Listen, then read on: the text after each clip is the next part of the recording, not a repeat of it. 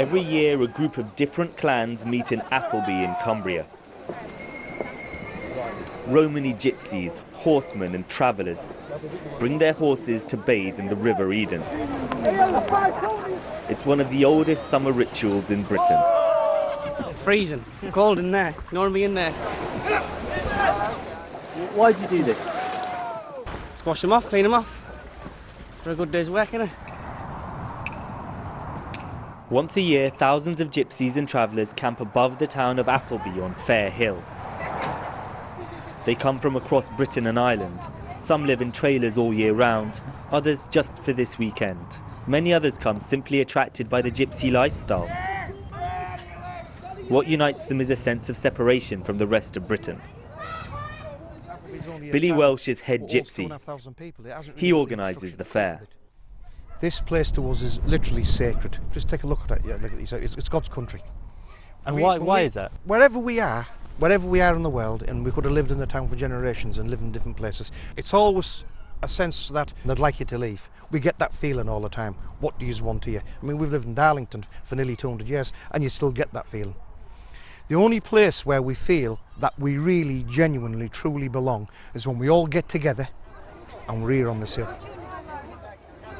The fair is the largest of its kind in Britain, the one time so many gypsies get to hang out together. It's always been a place for young guys and girls to meet each other when they're looking to get married. And for the girls, gypsy or not, it's a place to get dressed up. Tight clothes, tight, and you have to have a bit of skin on, sure. And why is that? To attract the attention. Yeah? You feel a bit cold? Yeah, it's freezing. But why did you guys decide to get dressed up? Because it might be our future husband. Yeah.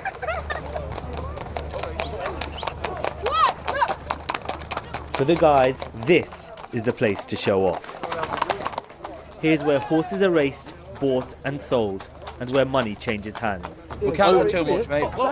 And that's just That's a good night. That's a good night. Is that nice? That's a good day's work. That's it. This stretch of road's about half a mile long and it's called the Flash. You've got people bringing horses up and down on either side, showing them off to the public, either riding them bareback or with carts. It's one of the main attractions of the weekend, and you've got spectators on either side of quite a narrow road, and the horses do come by at times really quite fast.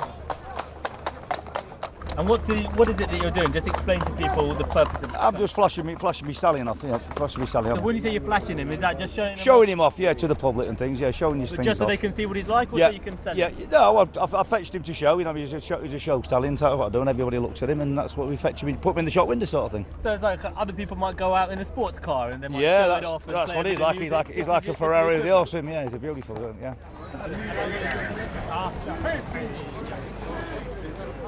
And what's the big attraction? Is it girls? Is it horses? All about the women and horses. Women and horses. Having fun, yeah. Now how does it work? What's the game? Get her, chat with her, kiss her, move on, go down there again, get another one and kiss them again. So how many you kissed so far? Give her all the Blarney chat, you know what I mean? There's a lot of bravado here, and most of what you see is teenagers being teenagers. But there is controversy over what some traveller boys do, called grabbing. Boys grab girls and try to kiss them. Sometimes it's welcome, sometimes it's not. It's intimidating. You feel like pressured, don't you? Yeah. Like you don't know what to do. You're trying to get away, but they just won't leave you alone. It's really bad when they're drunk. They like pin you against walls and stuff and try and like not let you move. Take you around the corner, yeah. Pick you up and stuff. You have to like fight your way out. I don't know. I just don't like it. Makes you feel uncomfortable. Yeah, it does. It makes me feel dead uncomfortable. I'm quite shy, anyways, but. So what is it? What's it like? What do the guys come and what will they come and say to you? They don't really say much. They just grab you. It's called grabbing, isn't it? So do it to her. What they would do to you? I'm pregnant. What? Just literally, just like that. I'm not lying. That is it.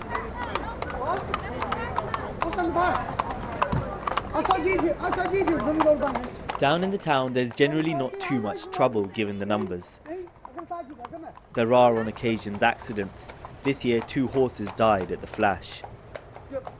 Some locals head off to avoid the fair, but many others welcome the extra business it brings. The horse business, however, has seen better days. How long have you been in the horses business? Since I was a kid, mate, since I was a kid. And since has it changed a lot? Yeah, big time. They're gone too cheap. There's no money in them anymore. So a horse like this? A horse like him, 10 years ago you probably would have got You probably would have got 10 grand from 10 years ago. Now you'd be lucky to get 2. But horses are as much about identity as income. It's an identity that still invites ignorance and prejudice. But the teenagers milling around the town are proud of who they are. They're creating their own rituals, mixed with a very modern, very British bling culture. These toilets are turned into something of an impromptu beauty salon. All the girls who are really dressed up go in and out of here to fix their makeup. Then they come down these streets and past groups of guys, some of whom have been drinking in the pubs and bars around the corner and trying to chat them up. How are you doing, Appleby? The scene here is like many town centres across Britain, and this one narrow street will remain the focus of teenage attention, both wanted and unwanted, for as long as the pubs remain open.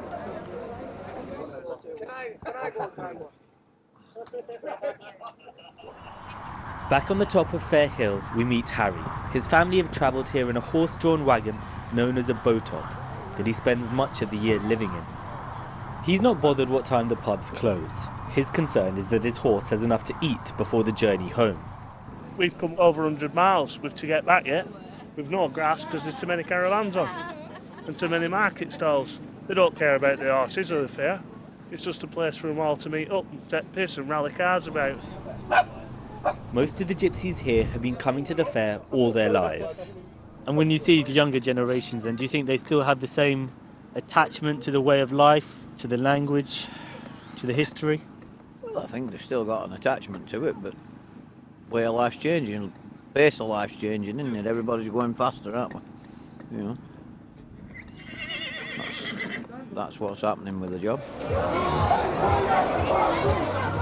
Down in town, it feels more like Marbella or Corfu than Cumbria. The pubs have shut and the teenagers head back towards Fair Hill via the chippies and kebab shops. The rituals of the fair are changing. You can see how music videos and reality TV are vying for influence with older traditions. But the feeling that Appleby is the one place gypsies truly belong is still the same.